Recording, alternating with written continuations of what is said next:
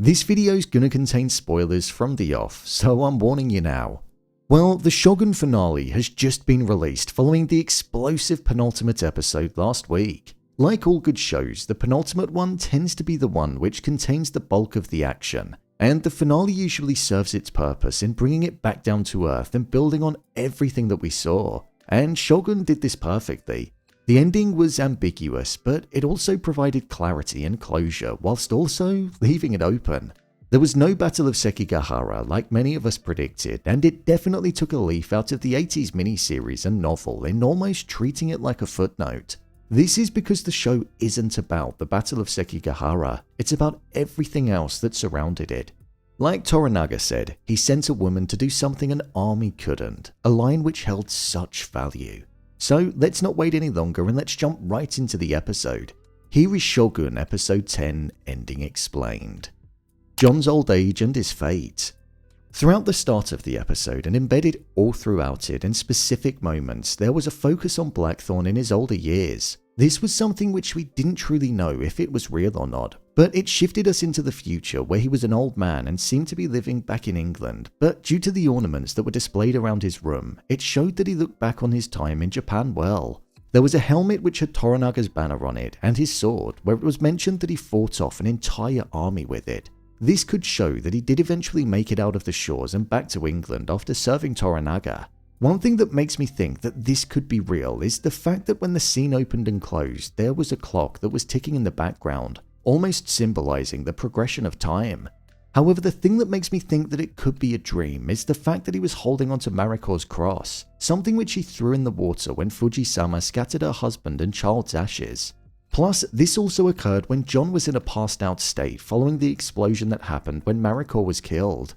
I feel this scene almost served as John's dream, something which also links to the title. John dreamed of leaving Japan and making it back home and being able to live out his days in England. When he was asked, was it given to you by a savage, it almost showed the difference in mindset that he had, as later on in the episode when he was passed out again, that question came back into his mind, and then it cut to Mariko on several different occasions. The series battled with John's sense of belonging and getting to a point where he didn't fit in with the European culture that he was used to, but also not quite fitting in the culture and land that he found himself in whilst in Japan. With savage being something that he described the people as before he'd even stepped foot in Japan, he thought far differently by the time he woke up. I don't think we'll ever truly know if this scene was a dream or if it was reality, but I'm leaning more towards it being a dream. Within real life, the real John Blackthorne, William Adams, never actually left Japan and stayed there until he died. He even had children there too. So if the show is wanting to stay true to the history, which it has tried to do on many different occasions throughout its run, I feel this would be acting as a dream. John's heartbreak and sense of mourning for Mariko was something which was present throughout the entirety of this episode. He had Mariko's cross, which she was given 14 years ago by Father Martin Alvitor, and when it was given to her, Alvitor said, "For when there are no words." And with Blackthorne holding onto this cross with everything that he had within him throughout most of the episode, even holding onto it when he was going to commit seppuku, it showed that he was riddled with grief and he genuinely had no words that he could say that would make anything better. There was a moment which was actually quite heartbreaking to watch, which was when he was sitting with Fuji-sama, and there was an empty space that was next to them, which is where Mariko usually sat. The absence was felt, and you could tell that he felt it too. Even when he got on the boat to go back to Ieyasu, when he burst into tears thinking about her, it was such a powerful moment. The score in the background supported that scene so well too. The fact that Mariko asked the church to spare John's life following her death and arranged for him to not be ambushed, it showed the care that she had for him, and he appreciated the fact that he was a thought in her mind in what would have been her final moments. With John saying that he was praying to a god, not the Protestant god or a Catholic god, just a god, it showed that in that moment he put the war that he had within him before he landed on the shores of Japan on the back burner, showing that he didn't care. Even when he saw Toranaga, he said to him that he didn't need the war and that it was considered a small war, showing that Japan had changed him, Mariko had changed him, and he wasn't the same man that he was when he first arrived there. It was only at the end of the episode where we saw that he was able to let go of Mariko as he dropped her cross in the sea when Fuji-sama scattered the ashes of her family out there. With her saying, "Let your hands be the last to hold hers," it was something which I thought was a nice touch. John said how a soul committed to the sea is one that lives on forever, so him bringing in his beliefs in this instance and there being a connection of two different cultures, it was something which I thought was nice. Blackthorne also had some moments within this episode where things were different. For example, when he met with Omi, it was completely different to the previous occasions.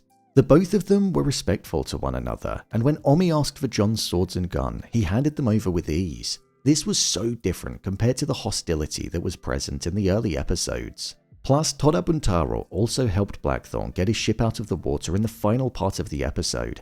That's something that I don't think anybody would have seen coming, but the fact that it did, it showed that Blackthorne had a place in Japan. He was no longer the barbarian that people viewed him as when he arrived. The people were no longer savages like he thought they were. There was respect between the both of them now, and he found where he felt like he wanted and needed to be. Yabushige's fate. Yabushige had such a complex yet simple arc over the course of the show. He was a man that did everything that he could in order to survive and to not need to face death, but by the end of the show, death was the only thing that was facing him. It was revealed by Toranaga's spy in Osaka that they saw Yabushige led in the shinobi into the castle on the night that Lady Mariko was killed, and the fact that he was riddled with guilt following her death, it was a telling sign that he had something to do with it. We saw the regretful nature that he had in the sense that he said, "Forgive me," in the opening section as John was cradling the lifeless body of Mariko, showing that he knew at that moment that he'd made a huge mistake. With Ishido thanking him for his loyalty and saying that he had a place on the council if Ishido won the war, it was actually the last thing that was on Yabushige's mind. He'd almost lost the plot following his involvement. The fact that there was an earthquake when Ishido announced to the regions that they'd be going to war with Toranaga, it reminded Yabushige of a time that the former Taiko was going to go to war with Toranaga, but he saw the earthquake as a bad omen and instead was forced into forging peace with him. So with Yabushige drawing back to that time, I think he saw it as a sign that he'd made the wrong decision and knew that he was going to meet his demise when he returned back to the fishing village of Ejiro. The desperation that he had in begging the Anjin to sail to England with him was something which almost provided a polar opposite scene to the one at the beginning of the show in the first episode. John's life was in Yabushige's hands in episode 1 when he was dragged in front of him by the Jesuits. And now, in this instance, John was the only lifeline that Yabushige had in order to survive, and there was no sympathy shown, with John just saying, "Pull yourself together."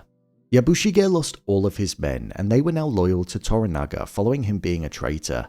Even Omi relayed the information to Toranaga that was passed over to him about Yabushige's involvement. Although it wasn't explicitly said, I think this was a test that Toranaga had put in place for Omi, and if Omi didn't pass on the information, he would have known. Toranaga is a master of trickery. There isn't anything that gets past him. Toranaga ordered Yabushige to commit seppuku the following day, and I actually thought this scene and encounter with Toranaga and Yabushige, two long-term friends who never really had the level of trust, was one of the best in the episode. Within the 80s miniseries, Yabushige's seppuku was more of a public display, but the intimate nature of this one really went to the show's advantage. I was expecting to see Yabushige give over his katana to Blackthorne like he did in the 80s show, but he didn't in this one. I wanted to see that because it would have provided a mark of respect, showing that Yabushige valued Blackthorne as a person now and didn't see him as a barbarian. But I suppose the fact that he asked if he could be the person that would second him before it was denied kind of served that purpose. There was something about Yabushige's death poem that I thought was interesting too. "My dead body, don't burn it, don't bury it, just leave it in the field, and with it, fill the belly of some hungry dog." I took two completely different things away from this. I took the fact that Yabushige saw the traitorous side to himself and the lack of loyalty that was within his blood, and that with that, he didn't feel as though he deserved a burial or ceremony. But I also saw the fact that Yabushige saw the value in being able to provide food and strength to a dog that would feast upon him, allowing life to continue on. Which one do I think Yabushige believed? That's something we'll never really know, but with him, I think he'd see the value in being able to bring strength to an animal. The inclusion of him also having his final will, the very thing that we saw him writing on multiple different occasions throughout the show, changing it every time he felt he got closer to death. With him surprising his scribe with it, showing that he just did it himself in secret, it was a nice touch. Death was finally approaching Yabushige, and the haunting line that Toranaga said to him of, "Why tell the dead man the future?" was some really harrowing final words. Life goes on without Yabushige. He was necessary to Toranaga's plan, but he didn't have a place in the future that Toranaga will eventually be leading. It was the perfect way for the character's arc to round off. Toranaga's plan. The main thing that Shogun was about was Toranaga's plan. From the very first moment in the very first episode, the first act of war was declared by Toranaga. Ishido and his men being mobilized for war in episode 10 showed just how far behind he was when it came to the lack of intelligence that he had when compared to Toranaga. The line, "I sent a woman to do what an army couldn't," was quite literally the thing that did change the tides for Toranaga and the eventual Battle of Sekigahara. Crimson Sky was complete, and Mariko was the army that stormed into Osaka. Ishido and the regents were aligned on going to war, despite the fact that Lord Kiyama and Lord Ono were against what happened to Lady Mariko and felt like going to war was the wrong decision. They seemed to be fearful of stepping away from Ishido because of what happened to Sugiyama and the fate that he met, and they didn't want to meet the same one. So with Mariko being killed, Lady Ochiba no Kata being sat in the background of the shot throughout this entire conversation was poignant because she was the very person that was able to influence the events on the battlefield. In the previous episode, Mariko said to Lady Ochiba, "Aren't you tired of all of this?" And it seemed like Toranaga knew that by Mariko being killed and getting through to Lady Ochiba before her death, it would provide such value, and it did exactly that. The poem that we saw Lady Ochiba writing, where she said, "Flowers are only flowers because they fall," which was taken from Mariko, she added the line, "but thankfully the wind." I feel this line had a deeper meaning about Toranaga. Toranaga was the wind in this instance. It was said how he was able to shape the wind to his will, and Toranaga believed that he studied it. So in the secret note, the reference to the wind was Toranaga, and Lady Ochiba showing that she'd be loyal to Toranaga.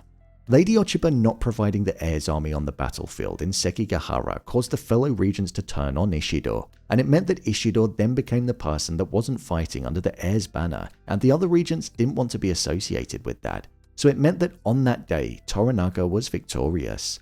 What the show didn't go on to tell us was what eventually happened to Ishido. Well, within the history books, it was said that Ishida Mitsunari fled the battlefield after losing and was eventually found and caught by some villagers. Once he was captured, he lost his head and it was displayed in Kyoto for everybody to see. Many other daimyos in the Western army that were in support of Ishida were also executed as well. Toranaga wanted this because he wanted a peaceful, unified Japan where there'd be no wars, something which he'd start in Edo. Yabushige implied that Toranaga wanted to be shogun of that unified Japan, to which Toranaga never answered him, nor did he ever admit to anybody that he wanted to be, but I think Toranaga most definitely did. That was his endgame. Within the history books, the real-life heir to the Taiko was permitted to stay in Osaka Castle following Ieyasu Tokugawa becoming shogun. However, as time went on, Ieyasu Tokugawa attacked Osaka Castle on several occasions in order to take it over. In the summer siege of Osaka in 1615, Tokugawa's forces were too strong for Hideyori, and both him and his mother committed seppuku. So despite the show highlighting loyalty from Lady Ochiba no Kata and Toranaga caring for the heir, if the show had have continued on, there would be a time where Toranaga would do what he felt needed to be done in order to be the ruler.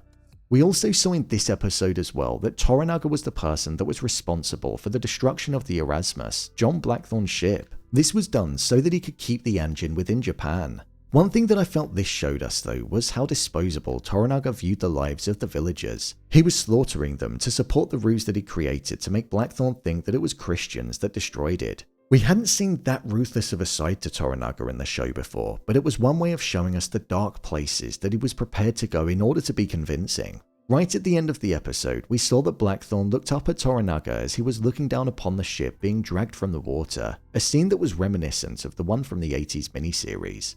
Blackthorne had a chuckle to himself, almost as if to imply that after all of this time, he finally understood what Toranaga's plan was. With Toranaga being stood on the edge, with the camera moving behind him, the music hit its crescendo and the title Shogun came up. It was such a good way for the show to conclude, and it was epic in all meanings of the word. My review of the episode. I thought this was a fantastic episode of Shogun. Am I gutted we didn't get to see the Battle of Sekigahara? I don't think so. Obviously, battle scenes are epic to watch, but like I said at the start, this show wasn't about building towards the battle. It was about Toranaga, how he played people, the game, and how he embarked on his mission to become Shogun.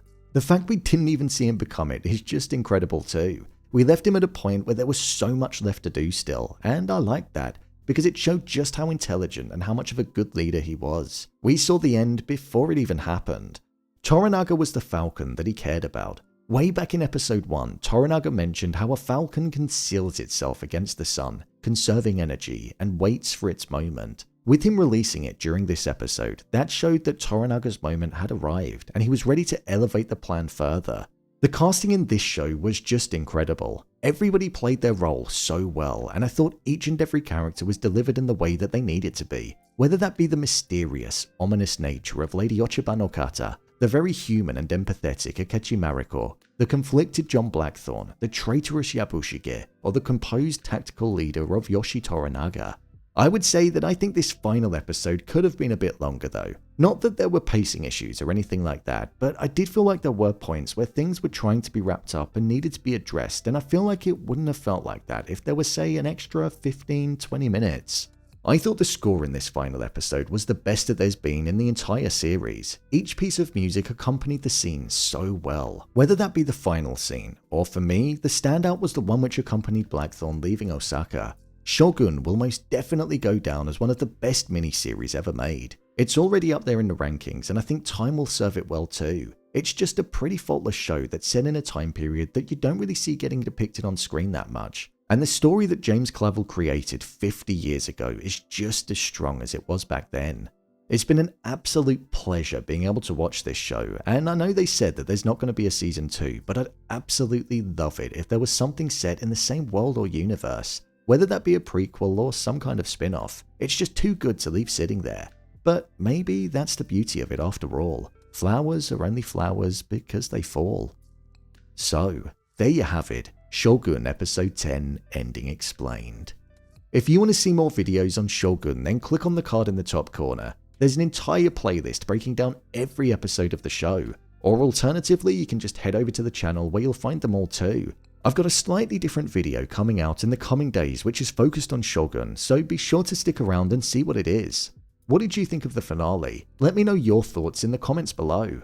As always, thanks for tuning into the videos on Shogun. It's been great fun discussing the show with you all and sharing theories every week. So, I'll see you in the next video.